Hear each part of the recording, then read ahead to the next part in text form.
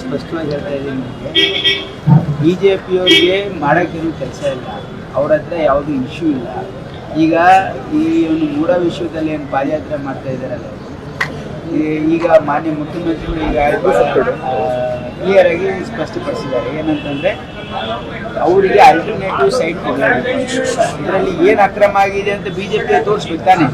ಆಮೇಲೆ ಇದನ್ನು ಅಲಾಟ್ ಮಾಡಿದ್ದು BJP ಸರ್ಕಾರ ಅಂತ ಬಹುಶಃ ಅವ್ರು ಮರ್ತೋಗಿದೆ.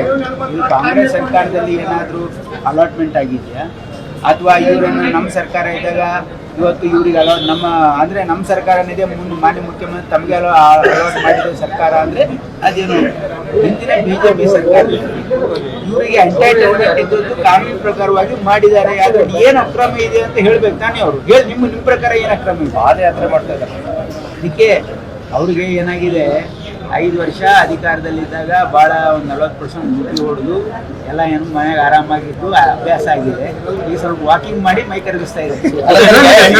ಬಳ್ಳಾರಿಯಿಂದ ಪಾದಯಾತ್ರೆ ಮಾಡ್ತೀವಿ ಅಂತಾರೆ ನೋಡಿ, ಬಳ್ಳಾರಿಯಿಂದ ಮಾಡಿ ನೋಡಿ, ನಮ್ಮ ಪಾದಯಾತ್ರೆಗೆ ಅವ್ರು ಮ್ಯಾಚ್ ಮಾಡೋಕ್ಕಾಗಲ್ಲ.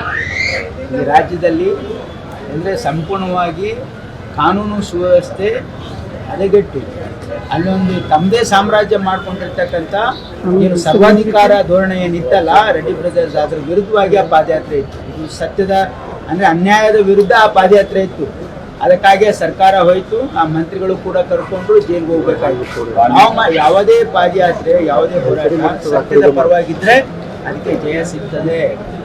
ನಿಮಗೆ ಹೇಳೋಕ್ಕೇನು ಇಲ್ಲ, ಸುಮ್ಮನೆ ಯಾವುದೊಂದು ಸೃಷ್ಟಿ ಮಾಡಿರ್ತಕ್ಕಂಥ ಇಶ್ಯೂಗೆ ಪಾದಯಾತ್ರೆ ಮಾಡಿದ್ರೆ ಅದಕ್ಕೇನಾದರೂ ಲಾಭ ಆಗ್ಲಿಕ್ಕೆ ಸಾಧ್ಯ ಇದೆಯಾ? ಹೇಳಿ. ನಮ್ಮ ಸರ್ಕಾರ ಏನಾದರೂ ತಪ್ಪು ಮಾಡಿದರೆ, ಯಾರಾದರೂ ಈ ರೀತಿ ಏನು ಅಕ್ರಮ ಮಾಡಿದರೆ ಅದ್ರ ಬಗ್ಗೆ ನೀವು ಹೋರಾಟ ಮಾಡಿ, ಸರ್ಕಾರ ಗಮನಕ್ಕೆ ತನ್ನಿ. ಸರ್ಕಾರ ಇವತ್ತು ಭಾಳ ಸ್ಪಷ್ಟವಾಗಿ ಹೇಳಿದ್ದೀವಿ ನಾವು, ನಮ್ಮ ಸರ್ಕಾರ ಯಾವುದೇ ಭ್ರಷ್ಟಾಚಾರಕ್ಕೆ, ಯಾವುದು ತಪ್ಪಿಗೆ ನಾವು ಯಾರೂ ಸಮರ್ಥನೆಯೂ ಮಾಡಲ್ಲ, ಅದು ಸಹಿಸೋಕ್ಕೂ ಹೋಗೋದಿಲ್ಲ. ಇದು ಕಾಂಗ್ರೆಸ್ ಪಕ್ಷದ ಹೈಕಮಾಂಡು ಮತ್ತು ಮಾನ್ಯ ಮುಖ್ಯಮಂತ್ರಿಗಳು ಭಾಳ ಸ್ಪಷ್ಟವಾಗಿ ನಿರ್ಧಾರವನ್ನು ತೆಗೆದುಕೊಂಡಿದ್ದಾರೆ. ನಾವು ಯಾವತ್ತೂ ಕೂಡ ಇವತ್ತು ಭ್ರಷ್ಟಾಚಾರಕ್ಕೆ ಎಲ್ಲೂ ಕೂಡ ಸಹಿಸಲ್ಲ, ಅದಕ್ಕೆ ಯಾವುದು ಅಕ್ರಮದಲ್ಲಿ ನಾವು ಯಾವುದಕ್ಕೂ ಸಹಕಾರ ಕೊಡಲ್ಲ, ಯಾವುದು ಇದ್ದರೂ ಕೂಡ ಅವ್ರ ಮೇಲೆ ಆ್ಯಕ್ಷನ್ ತೊಗೊಳ್ತೀವಿ ಅಂತ ಹೇಳಿದ್ದೀವಿ. ಈಗ ಅಪೋಸಿಷನಲ್ಲೂ ಕನ್ಸ್ಟ್ರಕ್ಟಿವ್ ಅಪೋಸಿಷನ್ ಮಾಡಿ ನಾವೇನಾದ್ರು ತಪ್ಪಾದ್ರೆ ಗೆದ್ದು ತೋರಿಸಿ, ಇಲ್ಲದೆ ಇರ್ತಕ್ಕಂಥದಕ್ಕೆ ಮಸಳಲ್ಲಿ ಕಲ್ಲು ಹುಡುಕಿ ಮೂಡ ಅವರೇ ಅಲಾಟ್ ಮಾಡಿದ್ದಾರೆ. BJPಯವ್ರಿಗೆ ಒಂದು ಪ್ರಶ್ನೆ ಕೇಳಬೇಕು, ನೀವು ಅವ್ರ ಸೈಟ್ ಅಲಾಟ್ ಮಾಡಿದ್ದು ಯಾರು?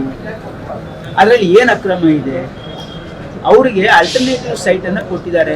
ಭಾಳ ಸ್ಪಷ್ಟವಾಗಿ ಮಾನ್ಯ ಮುಖ್ಯಮಂತ್ರಿಗಳು ಖುದ್ದಾಗಿ ವಿವರಣೆ ಕೊಟ್ಟಿದ್ದಾರೆ. ಅದು ಯಾವುದೇ ರೀತಿಯ ಆ ಒಂದು ಲ್ಯಾಂಡಿನ ಮೇಲೆ ಯಾವುದೇ ಕೇಸ್ ಇಲ್ಲ, ಯಾವುದು PTC ಬರಲ್ಲ. ಇವರಿಗೆ ಮೂಡ ಅವ್ರ ಲ್ಯಾಂಡ್ ತೆಗೆದುಕೊಂಡು ಅವ್ರಿಗೆ ಅಲ್ಟರ್ನೇಟ್ ಕೊಡ್ಬೇಕು ತಾನೆ. ಈ ನೆಲದ ಕಾನೂನು ಮುಖ್ಯಮಂತ್ರಿಗೂ ಇದು ಒಂದೇ ಇದೆ ಮತ್ತು ಸಾಮಾನ್ಯ ನಾಗರಿಕನಿಗೂ ಒಂದೇ ಇದೆ. ಒಬ್ಬ ಸಾಮಾನ್ಯ ನಾಗರಿಕಿಗೆ ಏನು ಎಂಟೈಟಲ್ಮೆಂಟ್ ಇದೆ, ಮುಖ್ಯಮಂತ್ರಿಗಳಿಗೂ ಕೂಡ ಅದೇ ಎಂಟೈಟಲ್ಮೆಂಟ್ ಇದೆ ಅಂತ